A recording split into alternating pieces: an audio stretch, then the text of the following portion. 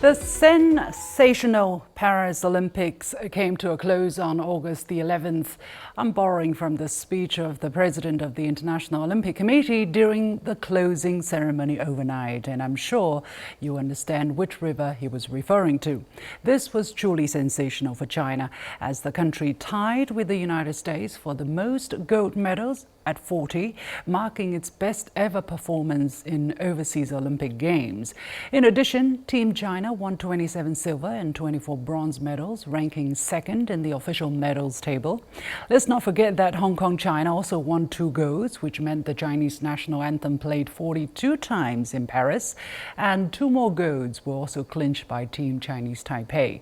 Right after the last competition, China's central authorities sent a message of congratulations to the athletes, commending them for striving to win medals not only for their athletic performance, but also for their moral integrity, sportsmanship, and clean competition. The whole country is, of course, elated with the athletes celebrated as superstars. It wasn't totally unexpected, as since the 2000 Sydney Games, China has consistently ranked among the top 3, and yet this year's Games have seen breakthroughs which may inspire greater public enthusiasm in sports. So how will the Paris Olympics go down in history? Which are the most memorable moments of the Games for China and the world? And what to expect for the future? Welcome to a special edition of The Point with me, Li Xin, coming to you live from Beijing. I'm pleased to be joined from Tianjin by Shang Ximeng, Research Fellow at the Center for International Sport, Communication and Diplomacy Studies at Beijing Foreign Studies University. From Managua, Nicaragua, by Benjamin Norton, Editor-in-Chief of Geopolitical Economy Report. I'm here in the studio by Paul Dong, co-founder at the cultural communication company EI Asia Limited. Welcome to all of you to the program. So first of all, as I mentioned, the president of the IOC, Mr. Thomas Bach, said the Games have made the City of Lights shine even brighter. Of course, he was referring to Paris, and the Olympic Games of Paris were Olympic Games of a new era, and he thanked all French friends for their essential contributions. Professor Shang, let me go to you first. How would you describe the Paris Games? I think I will first choose gender equality to describe this game. We saw that in the opening ceremony, elements of gender equality were everywhere, and the status of women were highlighted. For gender equality, this game continues to highlight women's sports with high-profile competitions in traditional male-dominated sports such as boxing and weightlifting.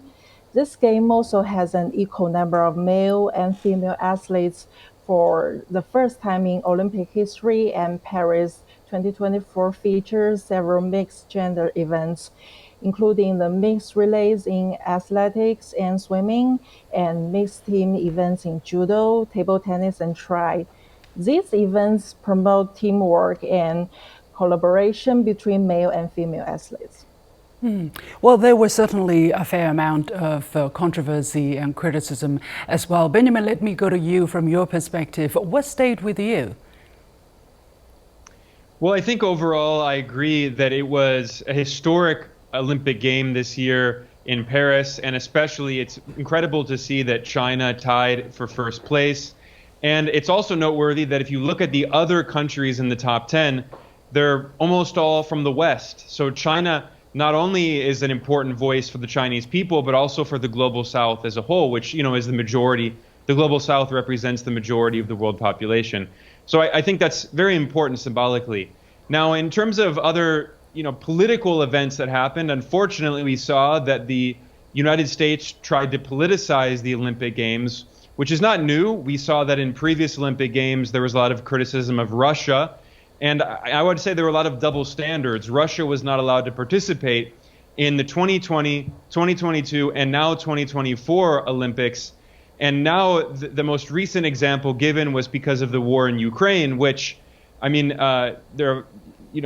a double standard clearly because the United States invaded Iraq in 2003. The United States has been at war in many countries, Afghanistan, Libya, Syria, and it faced no consequences. So there's clearly a double standard, but I would say finally the the biggest kind of issue, political issue that we saw this year was a bombshell report that was published by the World Anti-Doping Agency, WADA, which is the leading group internationally that monitors sporting events to make sure that athletes don't use prohibited drugs. And they reveal that actually the United States has allowed some of its athletes to use prohibited drugs in the name of spying on other athletes. So I think this is a shadow that was hanging over the Olympics this year, and it's definitely going to be something in the future that gets more attention. Let's stay on the topic of the overall takeaway from this year's Games. And as Benjamin just mentioned, the overall results in general, it seems that the medals are more widely distributed. For instance, the third place is Japan with 20 gold, 12 silver and 13 bronze.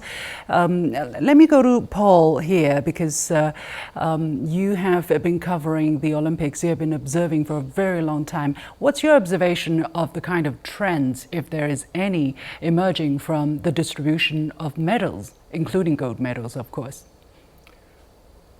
Yes, indeed. I have been following the Summer Olympics for more than 40 years now, and 11 editions. I think we're being used to seeing the top 3 or 4 being occupied by the same country, and now even in the same ranking positions, and the U.S. number 1 and China very closely number 2. But at the same time, I think we're also used to seeing that both of the 2 powerful countries will find it very difficult in the future to exceed much higher than 40 gold medals.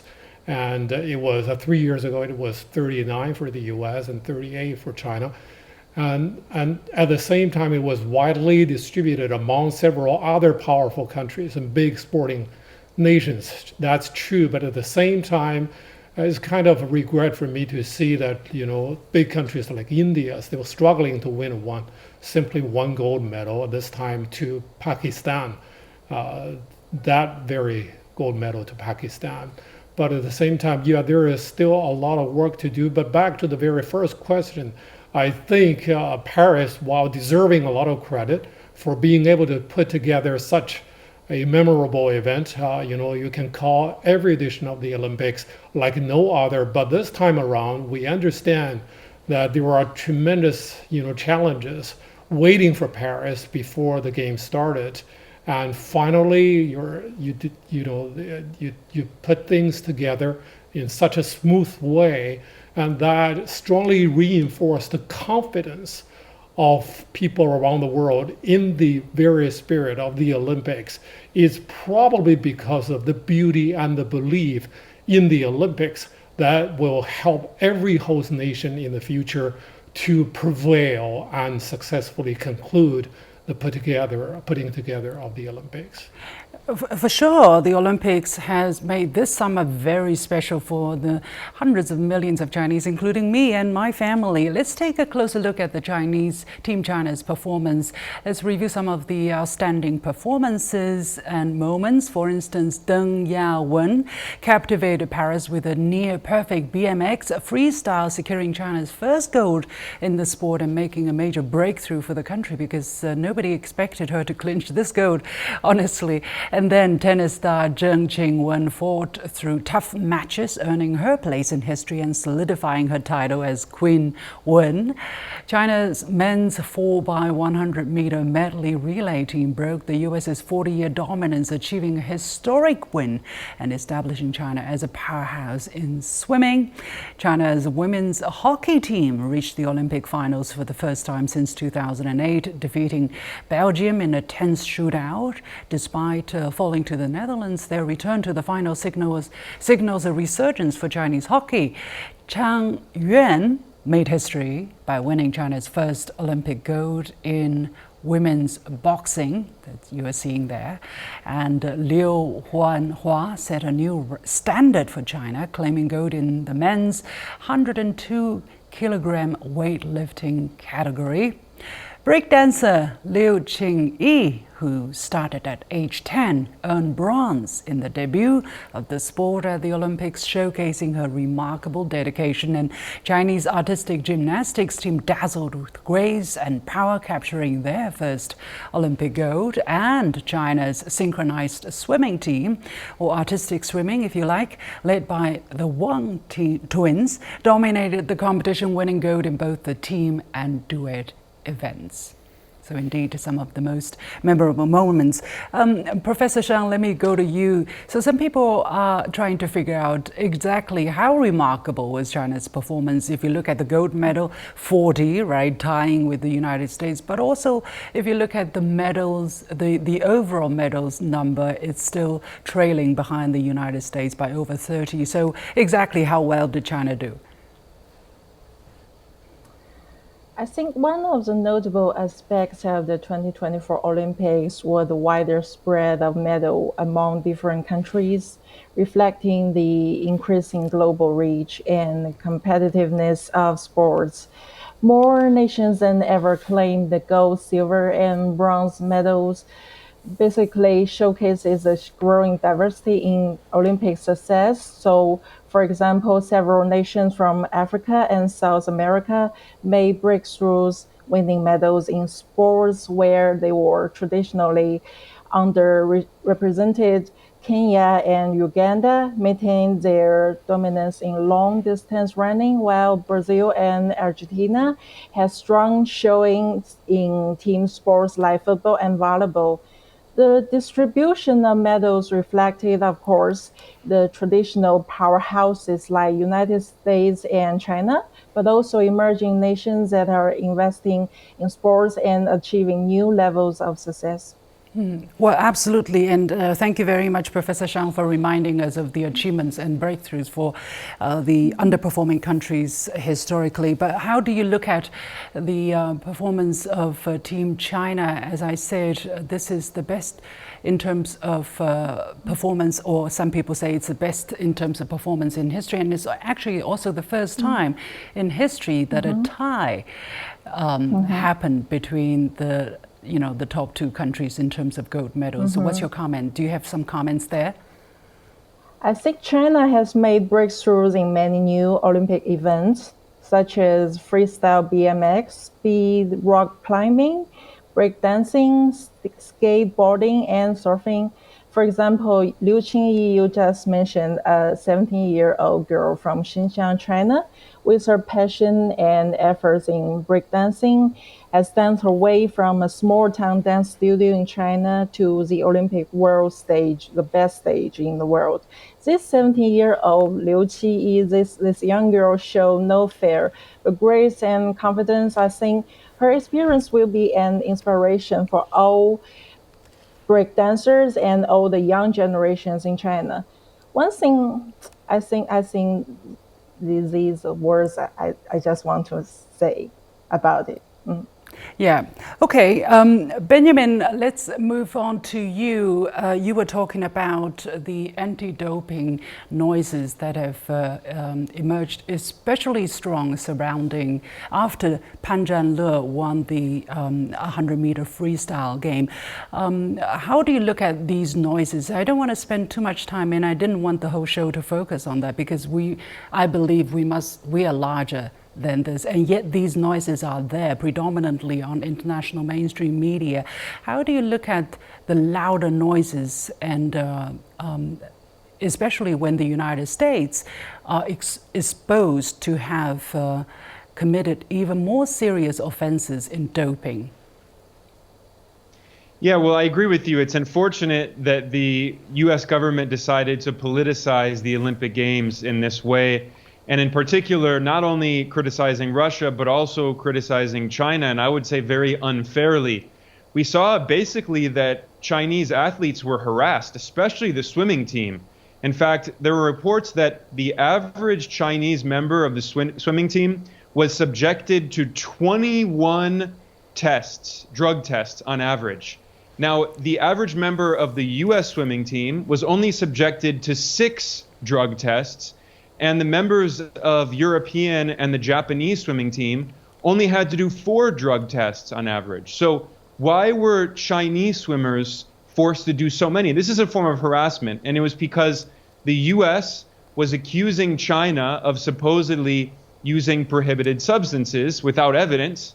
But in reality, the irony is that the World Anti-Doping Agency released this bombshell statement during the Olympics that caused a big scandal, pointing out that since at least 2011, the US Anti-Doping Agency has allowed US athletes to use prohibited drugs, including steroids, in international sports competitions, including the Olympics, and they face no consequences, according to the World Anti-Doping Agency. And they responded to US criticisms also saying that it was unfortunate. The World Anti-Doping Agency said that it was unfortunate that the US was trying to politicize the Olympics, and in particular calling out Chinese athletes, given these clear double standards. And I should point out that now the US is slated to host the Olympics in 2028 in Los Angeles, and then again in 2034. However, the World Anti-Doping Agency has actually taken the United States to the International Review Committee, given its violation of anti-doping rules. So there's a possibility that could change. So this is a major political issue that I think will come back in the near future.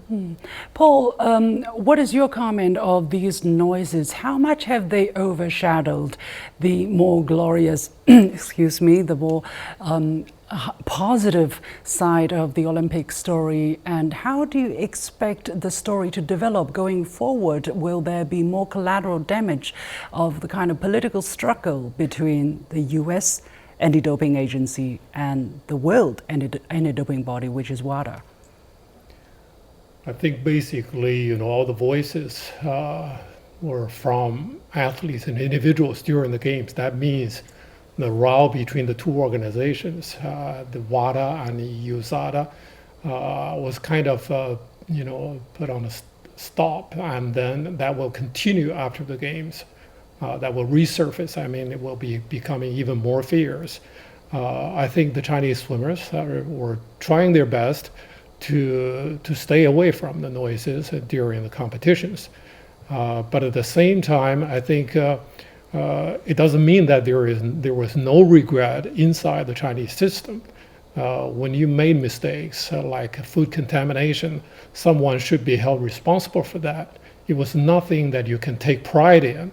It was a mistake, and that's the cause of all the unnecessary or the potential troubles waiting for that, over the years after that accident or incident. So yeah, back to the overall Chinese performance. I think Liu Xin, you just mentioned quite a number of breakthroughs. I think most of them have one thing in common. I'd like to remind you that almost all those breakthrough sports have some foreign contribution. I mean, foreign coaches, international experts, right by their side, or the whole head coach, directing the hockey team players, or someone staying behind the scene. I think whenever China wants to make a breakthrough, there are some international exchanges and contributions to each other. I think there are a lot of Chinese experts helping other countries to do better in our traditionally strong sports like ping pong or badminton. That's something really, deserve a lot of credit and praises on the global Olympic stadium. Indeed, and I think they deserve more credit, although I have noticed, and I welcome this very much, that on the Chinese social media, people do give their credits to these foreign or overseas contributions that have helped the Chinese athletes make breakthrough.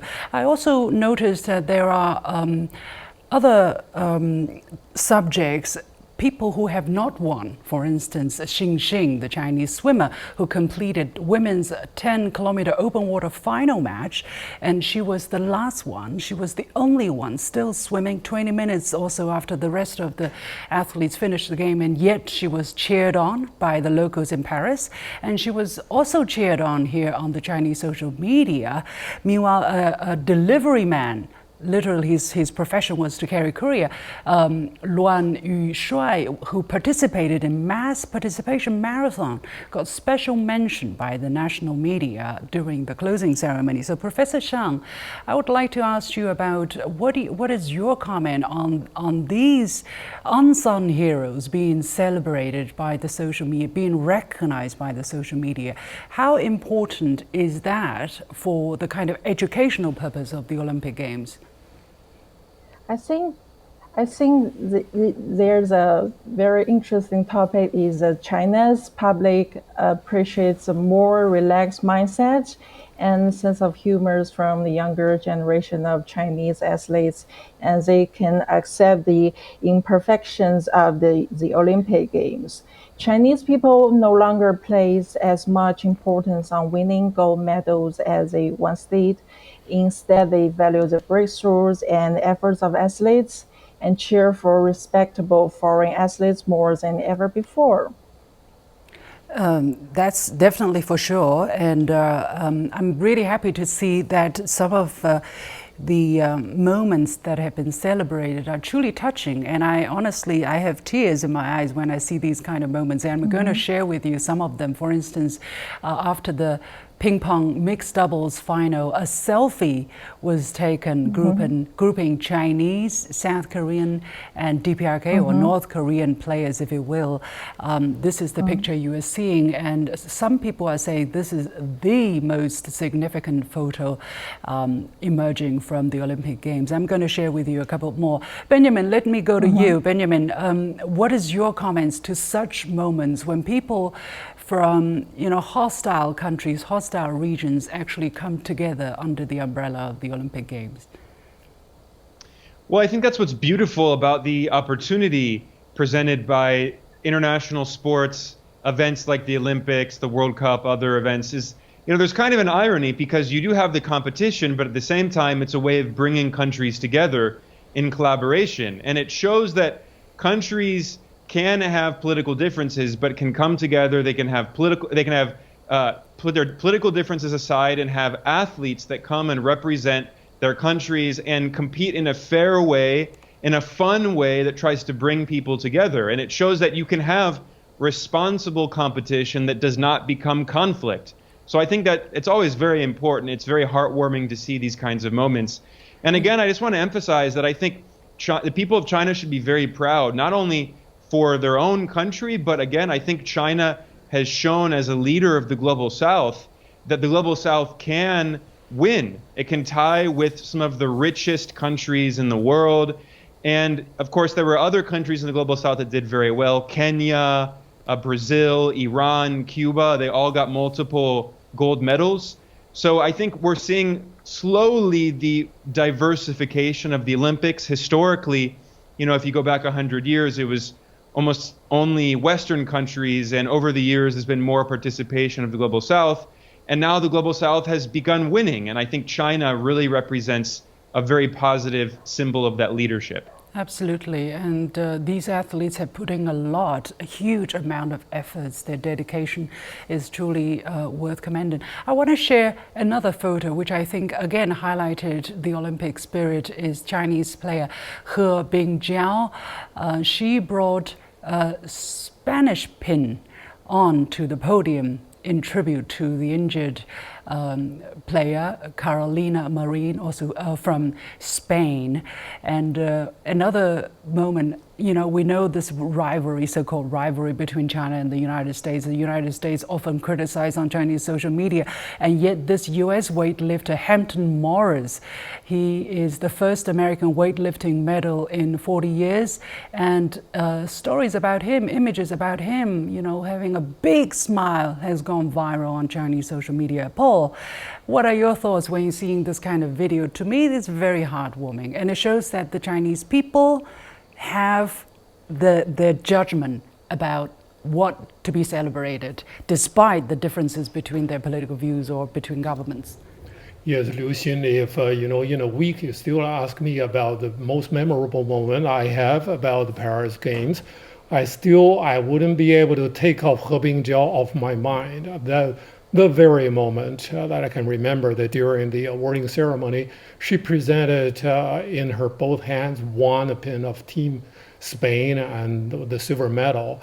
And that took a lot of courage. I think she deserves, as an ambassador for Chinese culture, as a, even more than a spokesperson for our culture around the world. We understand that NBC has been known in America to be very critical and negative about China. And NBC's comment on He Bingjiao was that moment was the most heartwarming moments of these games.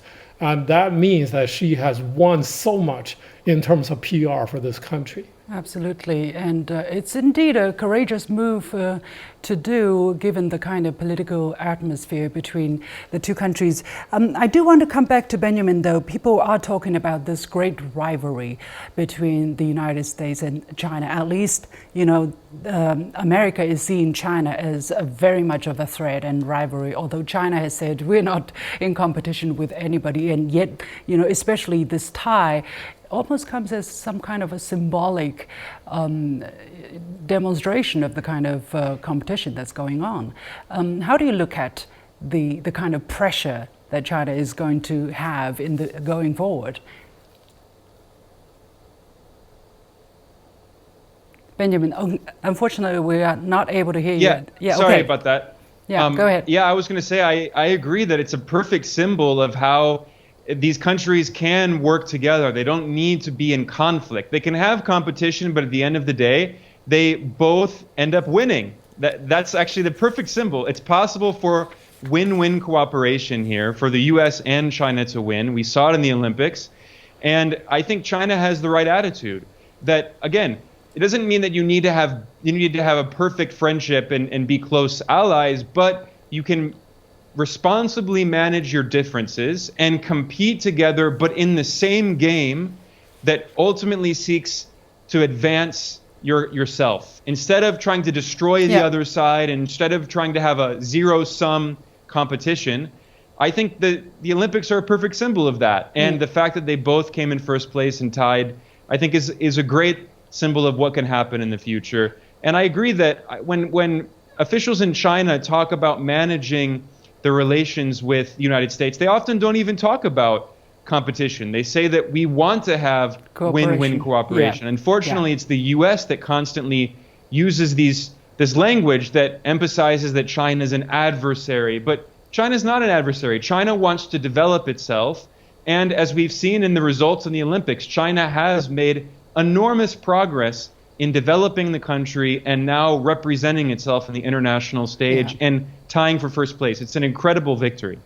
Paul, finally, let me go to you, because in 4 years we're going to have another Olympic Games, this time in the United States. Is China going to win more gold? Is the gap widening potentially in terms of the overall medals tally? What's your prediction? I think it will be another edition of neck-to-neck rivalry between the two biggest powers, and not to underestimate some of the other very strong nations. But I think now voices should be raised and should be louder, calling for the sports of boxing, weightlifting, and even breaking to be included once again in LA in 4 years' time, because they remain uncertain on the program yet. And also, before we go, I think we should remind people that the Paralympics is coming within weeks. Don't forget about the Paralympics. Paralympics should come together with the Olympics within weeks. Absolutely. Let's continue to pay attention. And I'm sure even more heartwarming, inspiring moments await us. We have to leave it there. Time's limited. Many thanks to my guests, Shang Ximeng, Research Fellow at the Center for International Sport, Communication and Diplomacy Studies at Beijing Foreign Studies University, Benjamin Norton, Editor-in-Chief of Geopolitical Economy Report, and Paul Dong, co-founder at cultural communication company EI Asia Limited. With that, we come to the end of this edition of The Point with me, Li Xin. As always, you can follow me on Facebook and X using the handle Li Xin in Beijing. On behalf of the whole team, thank you for watching. You've got the point.